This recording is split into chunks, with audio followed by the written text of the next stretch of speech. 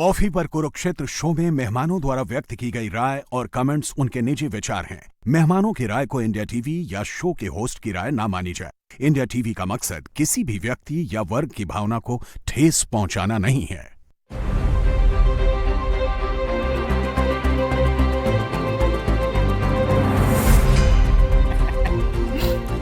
नमस्कार, आप देख रहे हैं इंडिया टीवी में हूं पिनास्तिया के।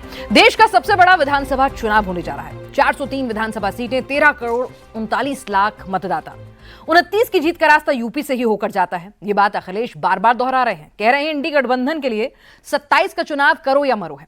बीजेपी भी जानती है कि सत्ता का सेमीफाइनल है, जीत जरूरी है।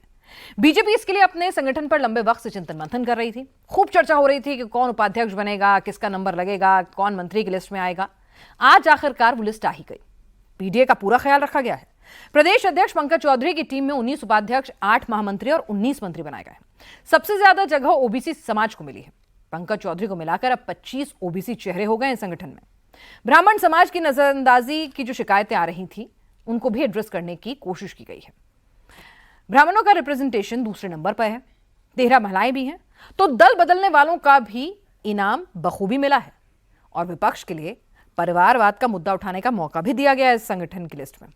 तो आज कॉफी पर कुरुक्षेत्र में इसी लिस्ट को डिकोड करेंगे।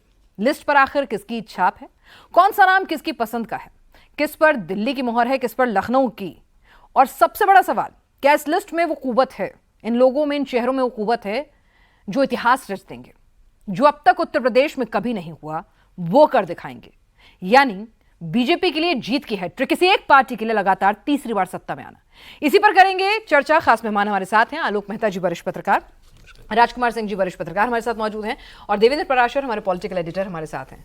देवेंद्र, अब डिकोड करना है, इनसाइड इन्फॉर्मेशन चाहिए, तो फिर आप ही बताएंगे कि भाई इस लिस्ट में दिल्ली की छाप ज्यादा दिख रही है, लखनऊ की, और कौन किसकी पसंद है?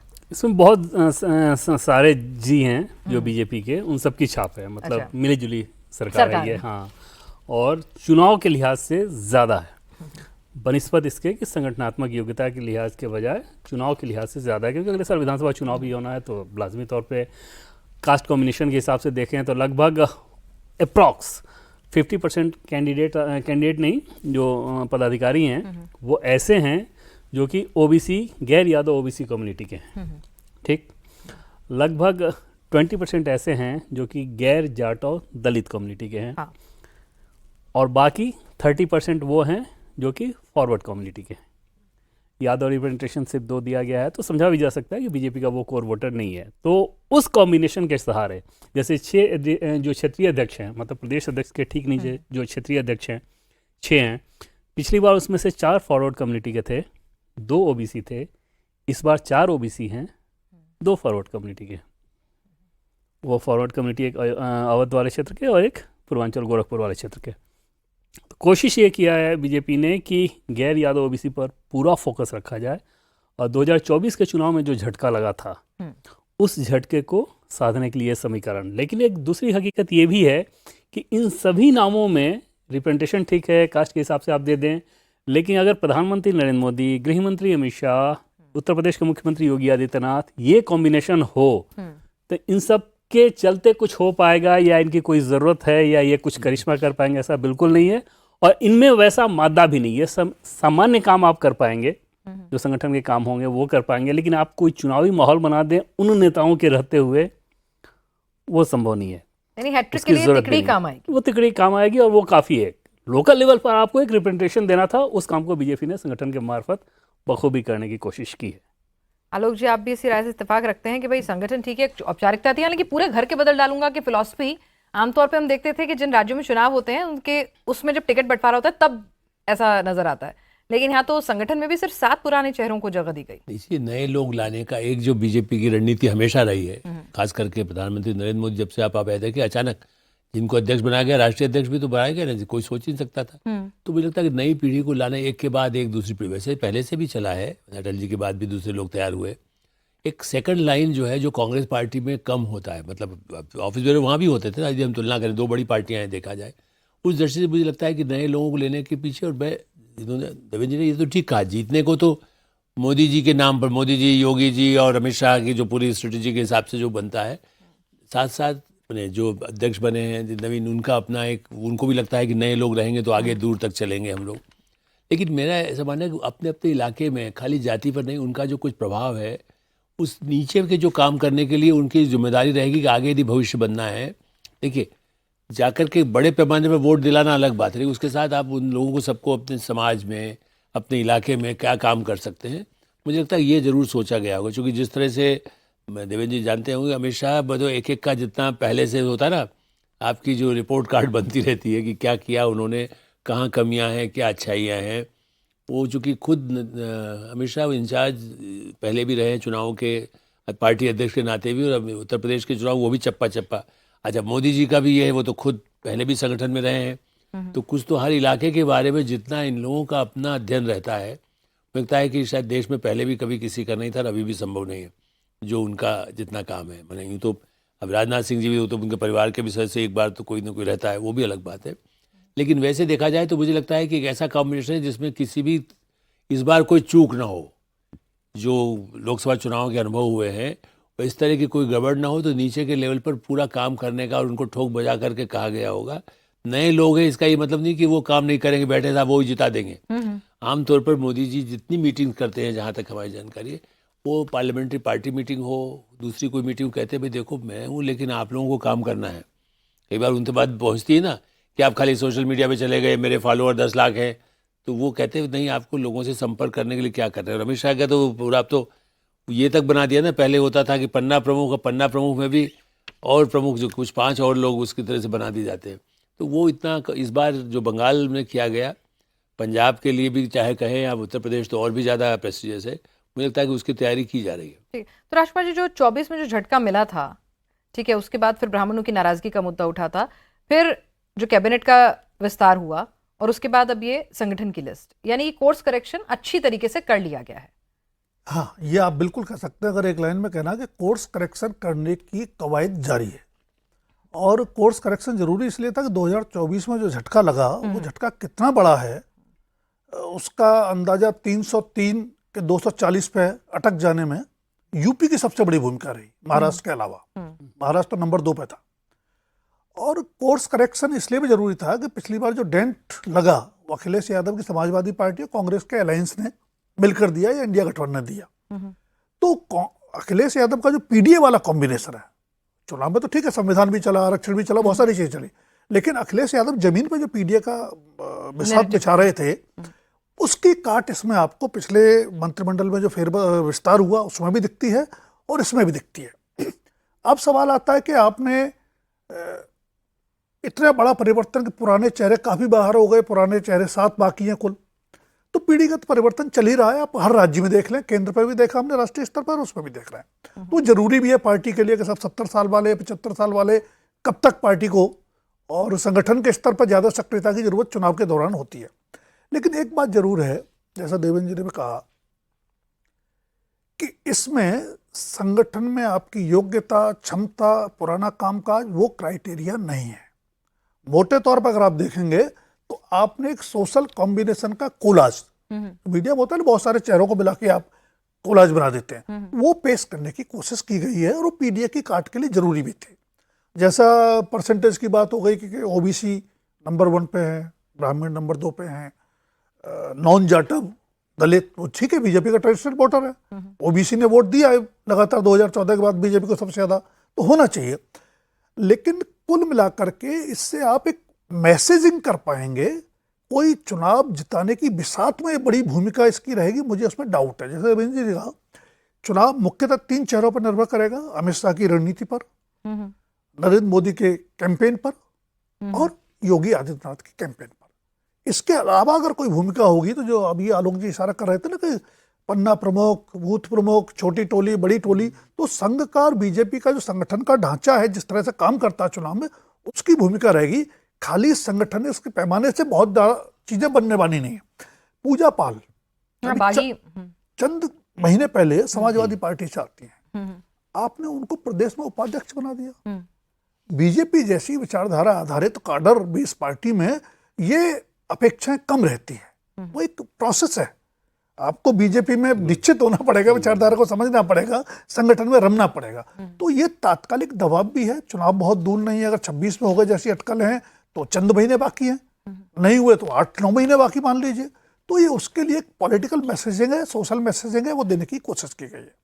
लेकिन इससे सब कुछ हल हो जाएगा, इसमें मुझे अभी संदेह इसलिए है कि फॉरवर्ड कास्ट में जो थोड़े से रिजर्वेशंस या कंसर्न उभरे हैं वो अभी पूरी तरह दूर नहीं हुए। ठीक है, चाहे ये यूसीसी का सवाल हो, उससे जो सवाल उठे सुप्रीम कोर्ट ने उसने ट्रिम किया, लेकिन कंसर्न तो है। फॉरवर्ड क्लास को ये भी लगता है, चाहे बिहार की सत्ता देख लें या बाकी जगह देख लें, कि शायद उनको उतना रिप्रेजेंटेशन नहीं मिल रहा है जितना दशकों से उनको मिलता रहा। और बीजेपी का भी ट्रेडिशनल वोटर है, तो उसको भी मुझे लगता है ये सारी चीजें जब आप टिकट डिस्ट्रीब्यूशन करेंगे तो उसमें और चीजें तय होंगी। लेकिन कुल मिलाकर टू स्टार्ट विद पीडीए को काउंटर करने के लिए सोशल मैसेजिंग का जो सोशल कॉम्बिनेशन का कोलाज है वो बहुत अच्छा बना है, और निश्चित रूप से कोलाज दिल्ली में बना है। अच्छा, दिल्ली में इसमें लखनऊ की कोई भूमिका ज्यादा नाम है। अंकुश शर्मा है और साथ में कह रहे हैं राष्ट्रीय अध्यक्ष अंकुश शर्मा, और उसके अलावा माफ कीजिएगा, अंकुश शर्मा और नितिन नबीन के करीबी राजेश चौधरी, उनको भी जगह मिली है। कुछ ऐसे नाम हैं जो मतलब जिसे कहते हैं कि उनको करीबी होने का या फेवरेट होने का कुछ फायदा मिला, ऐसे भी नाम है। अंकुश शर्मा के हिसाब से अगर बात करें तो टेक्नोक्रेट हैं, पार्टी में लंबे समय से जुड़े युवा हैं, बट लगभग आप अंदाज़ा लगा लें कि 2010 से तो बहुत एक्टिवली जुड़े रहे थे पार्टी के सोशल मीडिया अभियान इन सारी चीज़ों में। और उसके बाद 2014 के बाद वो गृहमंत्री अमित शाह जी के साथ बहुत करीब से वो काम करते हैं। उनका कम्युनिकेशन डिपार्टमेंट बीजेपी का जो है उसमें गृहमंत्री अमित शाह की तरफ से मीडिया देखना, सोशल मीडिया देखना, इन सारी चीज़ों को बहुत इफेक्टिव तरीके से करते हैं। और पार्टी के विचारधारा के ही व्यक्ति, मतलब पारिवारिक पार्टी की विचारधारा वाली व्यक्ति रही है, तो वो नाम तो एक्सपेक्टेड था। और आप सोचिए कि उस व्यक्ति की भी विचारधारा के लिहाज से कि यहाँ पे ताकतवर जगह पे हैं, गृहमंत्री अमित शाह जैसे व्यक्ति के अगर आप साथ हैं तब भी अगर संगठन में जाके काम करना है तो वो अंदर का मादा भी और जज्बा भी आप समझ सकती हैं कि कैसा रहा होगा जो संगठन के लिहाज से ही है। वरना उनकी जगह कोई और होता तो बड़ा मस्त रहता है कि यार गृहमंत्री अमित शाह के साथ हैं, क्या चाहिए हमको आपको। वो नहीं है। राजेश चौधरी के हिसाब से देखें तो वेस्टर्न यूपी में जाट वोट एक कंसर्न रहता ही है बीजेपी के लिहाज से, और जाट को महामंत्री बना के बीजेपी ने पिछली बार आप देखें तो, क्योंकि जाट प्रदेश अध्यक्ष ही थे भूपेंद्र चौधरी, अब वो नहीं है, ओबीसी कम्युनिटी के प्रदेश अध्यक्ष हैं, तो जाट को महामंत्री बनाया गया राजेश चौधरी।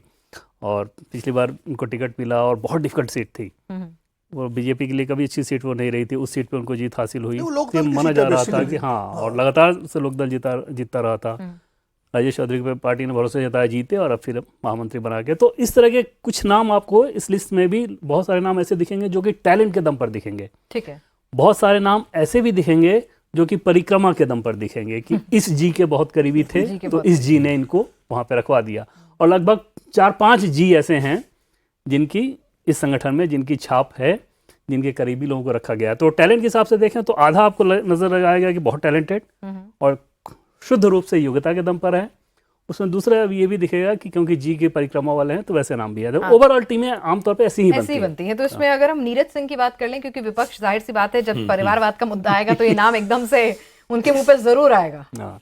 निश्चित तौर पे, क्योंकि राजनाथ जी के वो बेटे हैं, छोटे बेटे हैं। और पहले पंकज सिंह जी ऑलरेडी, तो पंकज सिंह जी इस टीम में अभी नहीं है, लेकिन चुनावी राजनीति में तो आप समझ सकती है कि आगे वो चुनाव लड़ेंगे।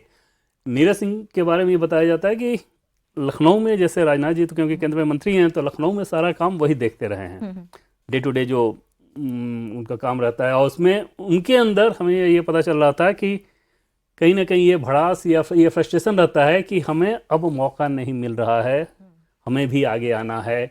इस बात को लेकर वो बहुत ज़्यादा उत्सुक थे कि इस बार मौका मिलना चाहिए, और मौका मिला। लेकिन निश्चित तौर पर ये सवाल तो जब परिवारवाद को लेकर सवाल आएगा तो होगा। लेकिन हालांकि बीजेपी एक चीज़ को तय करती है, और इसमें भी देखें तो आपको नज़र आएगा कि आप किसी परिवार विशेष के हैं, इसी चलते आपको सीट दे दी जाए, वो काम नहीं किया जाता बीजेपी में।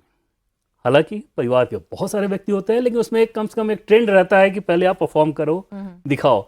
जैसे प्रदेश अध्यक्ष पंकज चौधरी जी हैं, उनके परिवार के व्यक्ति की भी कोशिश इसमें थी कि जगह मिले। प्रदेश अध्यक्ष हैं, परिवार के व्यक्ति कोशिश कर रहे हैं लेकिन नहीं मिली। तो मतलब नीरज सिंह लंबा समय लगा है। हाँ, तो परिवारवाद आप कह सकते हैं कि थोड़ा सा बीजेपी उसको रिफाइंड वे में, और वो करना भी चाहिए। जैसे अगर ये कोई अयोग्यता नहीं होनी चाहिए कि आपके परिवार का कोई व्यक्ति अगर मेहनत करके किसी जगह पे पहुंच गया तो बाकी कोई और आएगा नहीं। ठीक है, तुम परिवारवाद को वो इस तरह से चैनलाइज करते हैं कि वो परिवारवाद एकदम ऑन द फेस नजर ना आए कि ठीक है भाई, पहले हमने संगठन में काम कराया, पहले ये काम कराया और उसके बाद जाके आपको टिकट दिया है, तो वो एक रहता है। लेकिन विपक्ष को तो मौका मिल ही गया है, तो और वो छोड़ेगा भी नहीं। उसमें ये जैसे आपने कहा नीरज, पहले पंकज ज्यादा थे, अब देखिए नीरज को चुनाव नहीं लड़ना में हो गया। नीरज तो पहले भी चाहते, इससे पहले वाले उसमें भी वो चाहते थे कि मुझे चुनाव लड़ने दिया जाए, तो अब वो संगठन में आने के बाद चुनाव वो नहीं लड़ेंगे ना। जहाँ तक मैं समझता हूँ कि जिन लोगों को इस तरह संगठन में बनाया गया है वो लोग, अंकुश शर्मा वाला मामला है, उनको चुनाव लड़ेंगे मुझे लगता है, लड़ने देंगे। लेकिन कोई ऐसा बैरियर जैसा नहीं होता नहीं, कि आप संगठन में आ जाए तो चुनाव में नहीं लड़ेंगे। लेकिन फिर भी मुझे ऐसा लगता है लेकिन उन दोनों लोगों को, जैसे पंकज सिंह और नीरज सिंह को देखें तो दोनों को तो टिकट नहीं मिल सकता, वही उनको संगठन में दिया गया है तो चुनाव में। और दूसरा राजनाथ सिंह जी, ऐसा दो नहीं पाएंगे, दो थोड़ा ज्यादा ही हो जाएगा फिर दो होंगे। फिर राजनाथ जी हैं, राजनाथ जी अभी वैसे उनका भी 75 होगा, कल 1 आध साल में उनका भी होने वाला है, तो उस दृष्टि से आगे के लिए पीढ़ी में, और मेरा ऐसा मानना है कि थोड़ा सा ये हो सकता है जो सोचे, जैसे कांग्रेस से तुलना करें तो एक भाई प्रदेश में रहे और एक भाई राष्ट्रीय राजनीति में रहे। बंटवारा यदि कभी भी होगा, जैसे श्यामाचरण विद्याचरण जैसे उदाहरण थे पहले के लोगों में, श्यामाचरण शुक्ला है, उनको जो परिवार नहीं तय कर लिया था वो मध्य प्रदेश में रहेंगे, वो कभी राष्ट्रीय राजनीति में नहीं आए। विद्याचरण शुक्ला राष्ट्रीय राजनीति में रहे, कभी प्रदेश में नहीं बन पाए। तो मुझे लगता है कि कांग्रेस कुछ ट्रेडिशन तो परिवार में भी, लेकिन लगातार काम करें। देखिए दोनों का, जैसे उस समय मैं इसलिए कह रहा हूँ, कांग्रेस में भी कई लोग परिवार से आए थे, काम करके आए। यहाँ भी संगठन में जो परिवारवाद कहा जाता है, सब एक दूसरे के बारे में कहेंगे। यदि काम नहीं किया, अचानक बना दीजिए, शिवराज सिंह के बेटे के मामले में आया या और कई लोगों के बारे में आता है, तो यदि उसको काम नहीं करके जब आता है तो लोगों में ज़्यादा बेचैनी होती है। यदि आपने लगातार 10 साल काम किया है, पंकज सिंह को भी जल्दी से नहीं लाया गया था, जब तक आपने करके कहा है, तो भाई अपने बल पर यदि कोई आदमी लगातार अपने इलाके में काम कर रहा है, पिताजी राष्ट्रीय राजनीति में यदि दूसरा काम कर रहे हैं, तो उसका ऐसा तो नहीं हो सकता कि वो काम ना करे। और देखिए समाज में यदि आपने मदद किया, किसी का एडमिशन कराया, किसी को स्कूल बनवाने में मदद किया, तो आफ्टरऑल उसकी गुडविल बनी ना। और सब काम छोड़ करके यदि वो संगठन के लिए सहयोग दिया उसने, वरना वो कोई अपना बिजनेस करे तो फिर आप कहोगे तो धंधा कर लिया, पैसा कमा लिया। दोनों तरफ से समस्या है। हालांकि फिलहाल इसमें एक चीज कि इसमें भी बीजेपी का जो पैरामीटर है ना, बहुत क्लियर कट और क्लीन नहीं है। जैसे कुछ केस में तो ये कॉम्प्रोमाइज कर लेंगे, ठीक, और कुछ केस में वो आ जाएगा कि नहीं नहीं आपके तो पिताजी हैं तो बेटा को नहीं मिल सकता। अगर वैसा पैरामीटर है तो फिर सबके साथ होना चाहिए। अब हरियाणा में राव इंद्रजीत सिंह केंद्र में मंत्री भी हैं, उनकी बेटी भी मंत्री है, तो कैसे आपने एक्सेप्ट कर लिया? क्योंकि आपके लिए पॉलिटिकल कंपल्सन था। तो ऐसा नहीं है कि बीजेपी ने इसका कोई सेट पैटर्न बना रखा हो जो क्लीन हो, जो सबके साथ बहुत जस्टिफाइड लगे। लेकिन हाँ, अगर बाकी पार्टियों की तुलना करें, कांग्रेस पार्टी के परिवारवाद की या अखिलेश समाजवादी पार्टी के परिवारवाद की, आरजेडी के परिवारवाद की, टीएमसी के परिवारवाद की, उस तरह का सेटअप बीजेपी में अलाउ नहीं हो सकता। पर वो तो परिवार वाली पार्टियां ही ना जिनके हम नाम ले रहे हैं, तो मतलब वहाँ परिवारवाद नहीं होगा, मतलब तो उसी डायनेस्टी पे चली आ रही है, तो फिर वहां तो ऑब्वियस हो जाता है, तो परिवार ही पार्टी है। लेकिन राजकुमार जी, अगर हम बात करें कि भाई बीजेपी ने पूरी तैयारी अभी से कर ली, अपना जो बदलना था, जो कोर्स करेक्शन करना था कर लिया। कांग्रेस 2023 में, अगर जितना मैं रिसर्च कर पाई, 2023 में उन्होंने अपनी टीम जो है रीबिल्ड की थी। समाजवादी पार्टी की नई टीम का भी इंतजार है भाई, और कितना इंतजार करेंगे? देखिए, एक तो परिवारवाद वाले मामले पर मैं जरूर ये कहना चाहूंगा कि ठीक है, परिवार से आना अयोग्यता नहीं होनी चाहिए, लेकिन वो आपकी योग्यता भी नहीं बन जानी चाहिए, है ना। वो एलिजिबिलिटी सर्टिफिकेट नहीं बन जाना चाहिए। और हमारी राजनीति में शालीन राजनेताओं की कमी होती जा रही है दिनों दिन, बहुत ज़्यादा नहीं है। राजनाथ सिंह भले आदमी हैं, शालीन व्यक्ति हैं, उनको इससे बचना चाहिए था कि उनके दोनों बेटे भी राजनीति में आ जाए। अगर सोनिया गांधी, राहुल गांधी, प्रियंका गांधी एक साथ राजनीति में है, वो परिवारवाद है। अखिलेश यादव, डिम्पल यादव राजनीति में एक साथ, वो परिवारवाद है। तो राजनाथ सिंह, नीरज सिंह, पंकज सिंह एक साथ राजनीति में है, वो परिवारवाद नहीं है। ये बात जनता के गले उतारना बीजेपी के लिए बहुत मुश्किल होगा। एक एग्जाम्पल देवेंद्र जी ने दिया राव इंद्रजीत सिंह का। एक और बड़ा एग्जाम्पल हरियाणा का, जब चौधरी बीरेंद्र सिंह कांग्रेस छोड़ के बीजेपी में आए तो उनको केंद्रीय मंत्री बनाया, उनके आईएएस बेटे को एमपी का टिकट दिया और बीरेंद्र सिंह की पत्नी को एमएलए का टिकट दिया। तो मतलब या तो पॉलिसी कोई प्रिंसिपल होगा तो क्लियर होगा ना।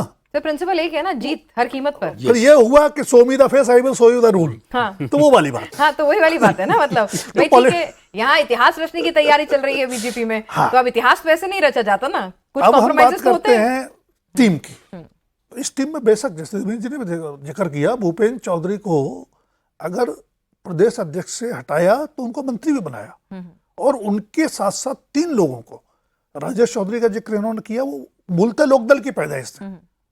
लोकदल से नाराज हुए, एक बार उनका टिकट काटा जयंत चौधरी ने देने के बाद, तो बीजेपी ने उनको टैप किया। ना ना ना, राजेश चौधरी तो एकदम खाटी भाजपा ही है। एक जो किसान मोर्चा के अध्यक्ष बनाए हैं देवेंद्र, वो भी वही हैं।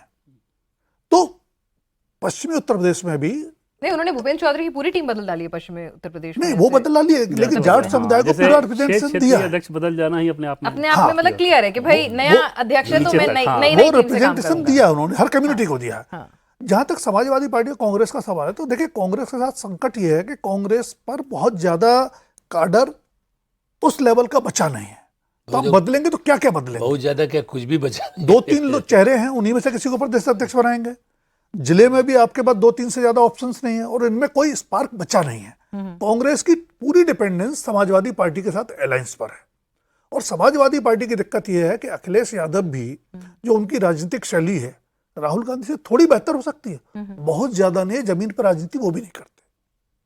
उनकी राजनीति भी सोशल मीडिया के जरिए ज्यादा हो रही है। पीडीए का आपने को गणित समझा दिया, लेकिन गणित को जमीन पर उतारना पड़ेगा। वो आपके संगठन में नहीं दिख रहा है।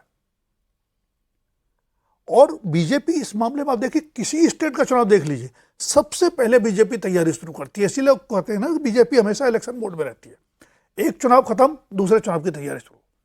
अभी बंगाल का चुनाव हुआ, केरल का वो 5 राज्यों का हुआ, तुरंत जो अगले 5-6 राज्य हैं जिनका 27 में होना था, 26 में भी हो सकता है कुछ राज्यों में, उसकी तैयारी शुरू हो गई है। बिल्कुल। और आप एकदम हाथ पैर नहीं डिगा सकते, जिसे कहते हैं कि भाई कांग्रेस के पास अगर संगठन नहीं है, धीरे धीरे संगठन खत्म हुआ है ना। देवेंद्र, अगर हम थोड़ा फ्लैशबैक में जाएं, ठीक है, जब अमित शाह जी ने पूरी कमान अपने हाथों में ली थी, तब बीजेपी उत्तर प्रदेश में बहुत अच्छी स्थिति में नहीं थी। शायद जनरल सेक्रेटरी बने थे, 10 लोकसभा सीटों पर थे, 10 लोकसभा सीटें थी, तो बहुत अच्छी स्थिति में नहीं थी, चाहे कि सीटों के लिहाज से देख लें, वोट परसेंटेज के लिहाज से देख लें, काडर में मोटिवेशन के लिहाज से देख लें।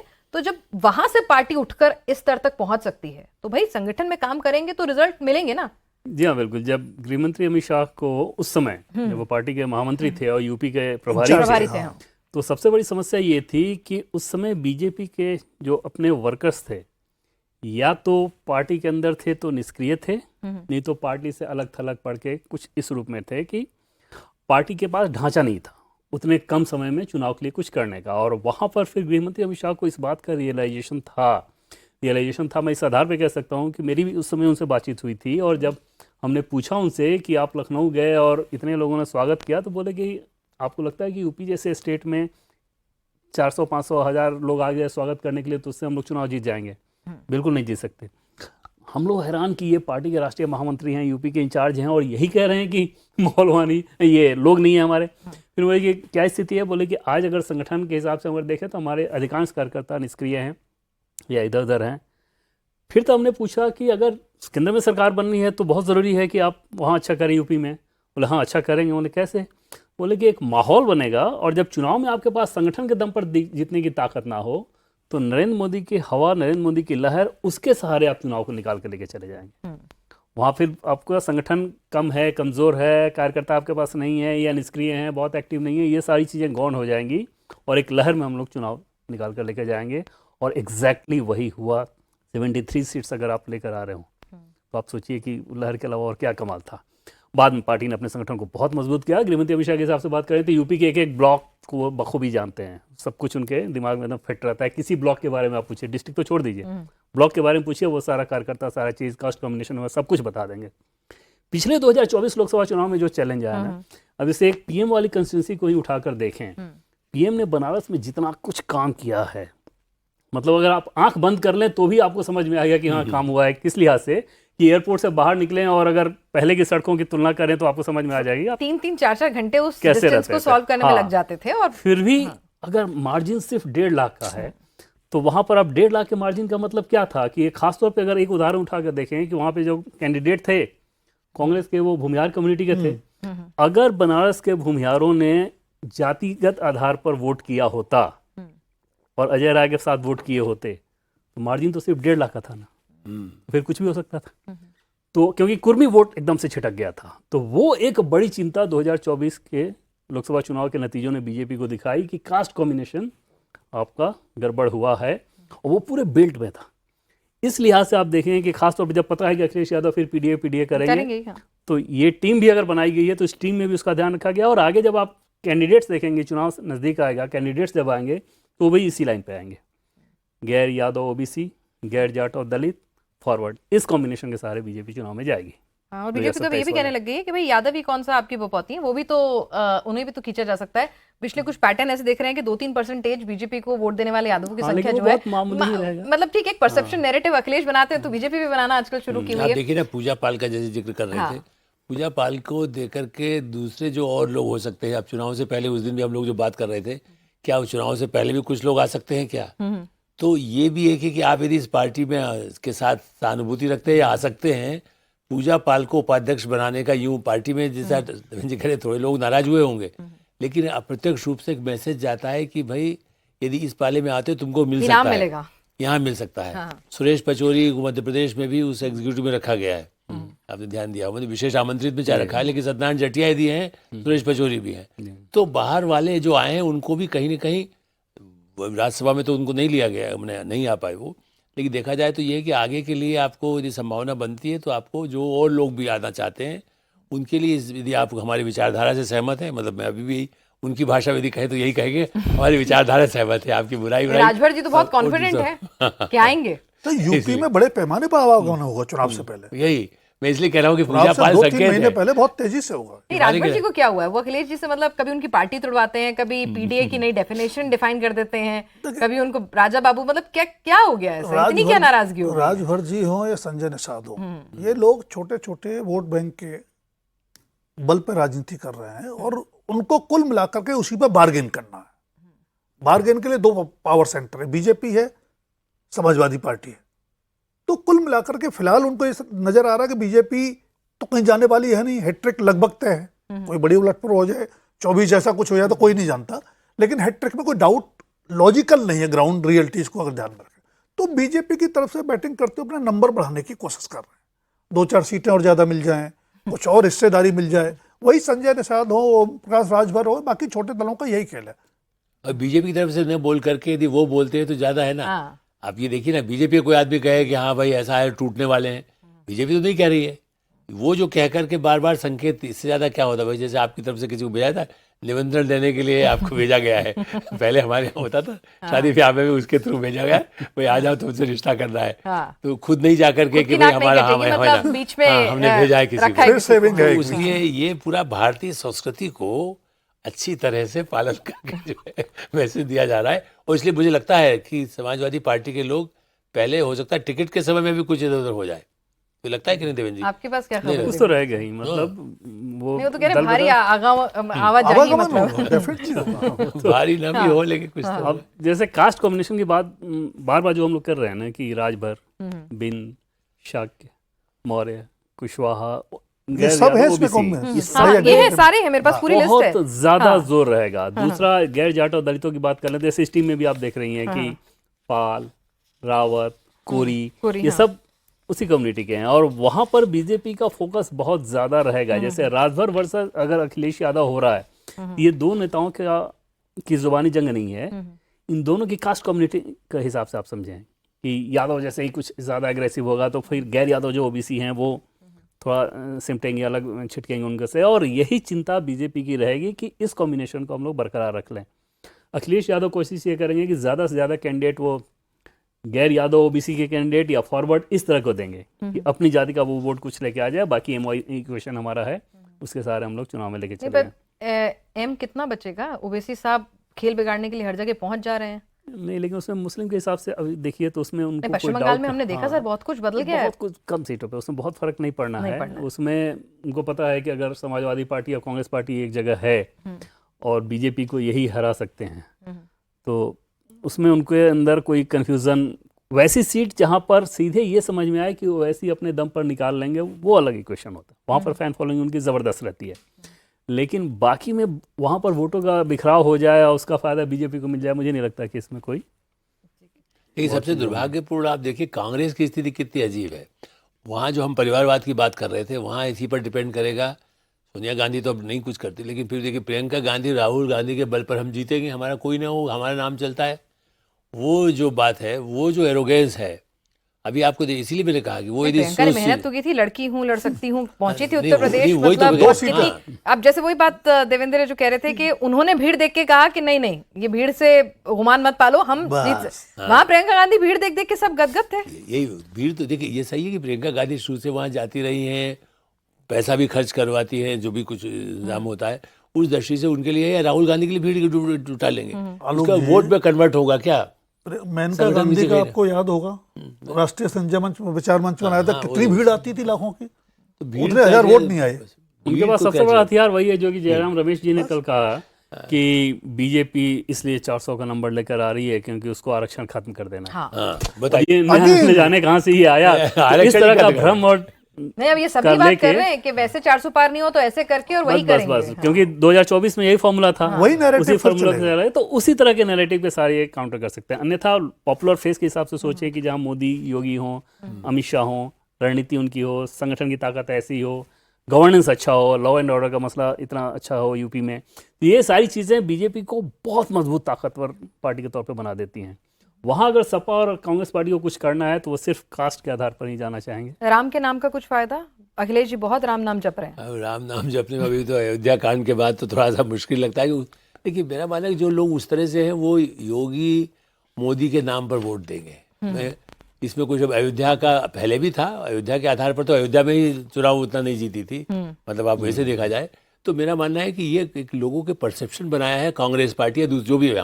हम लोग भी कहते हैं भाई आप क्या धर्म के नाम पे वोट लेना चाहते हैं, भावना लोगों की होगी वो अलग है, और वोट मिलता है इसलिए कि साहब इनको प्रति हमारा लॉ एंड ऑर्डर ठीक हुआ है, और मोदी जी जो कुछ देना चाहते हैं वो डेवलपमेंट हो रहा है, उसका फ़ायदा मिल रहा है कि नहीं मिल रहा है।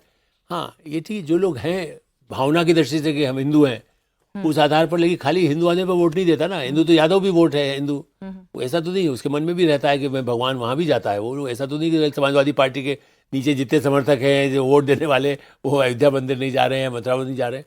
तो इसको कतई नहीं मानिए कि ये राम नाम पर वोट मिलेगा, बल्कि इससे थोड़ा सा जो है उसे छोटा सा डेंट तो लगा ना, लोगों को लगा, लेकिन ये कि वोट देने जब पूछेंगे कहेंगे अरे जो हुआ वो तो अलग है ना, वो लोग अलग जो कर रहे थे, उसका भी कई बार होता था भाई, आप तो जाइए पहले एक अब जमाने नए नए उस फिलॉसफी में आए, नए नए पहले- राम भक्त बने हैं तो थोड़ा डाउट तो रहेगा ना। मतलब वो डाउट, लेकिन वोट पे नहीं कर, वोट करना वही होता इसीलिए है। मैं कह रही क्योंकि अब उस तरह के लोग वोट पे खुद खड़े हो जाए, मान लो उसी के जो मैं संपत राय को खड़ा कर दिए तो क्या होगा फिर तो मुश्किल ही नहीं, होगी। देखिए ट्रॉफी लेके घूमते हैं अखिलेश अवधेश जी की, तो मतलब वो पूरा परसेप्शन के लिए बहुत जरूरी हो जाता कोशिश है। करेंगे वो। हाँ, लेकिन राजकुमार जी अगर हम बात करें अखिलेश जी, जब बात छवि की आ जाती है उत्तर प्रदेश में, ठीक है, लॉ एंड ऑर्डर की बात हुई है, प्रोग्रेसिव सोच की बात हुई है, तो और जाहिर सी बात है हिंदुत्ववादी छवि भी, ये सारे जो बॉक्सेस हैं वो टिक कर रहे हैं योगी जी।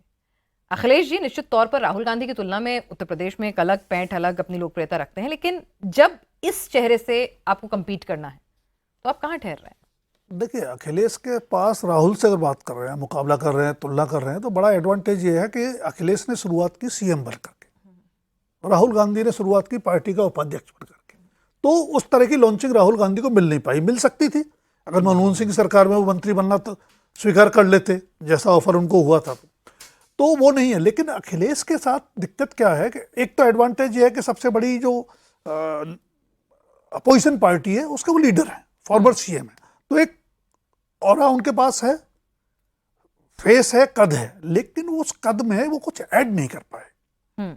उनको सीएम बनाया उनके पिताजी ने, उनके पिताजी के नाम पर चुनाव हुआ, मुलायम सिंह यादव के नाम पे जनादेश मिला, उन्होंने बेटे को सीएम बना दिया, तो शुरुआत उनकी अच्छी हो गई थी और एक यंग लीडर के तौर पे इमेज भी बनी थी, लेकिन वो डिलीवर नहीं कर पाए। जो लोगों की एक्सपेक्टेशंस बढ़ी है कि युवा नेता है, नई सोच के साथ आया है, लेकिन उस पुरानी सोच के बाहर निकल के डिलीवर नहीं कर पाए लोगों के लिए। और कुल मिलाकर के फिर उसी जो गुणा भाग होता है, MY वाला हो गया, OBC और मुस्लिम और PDA का हो गया, आप उसी में उलझ के रह गए।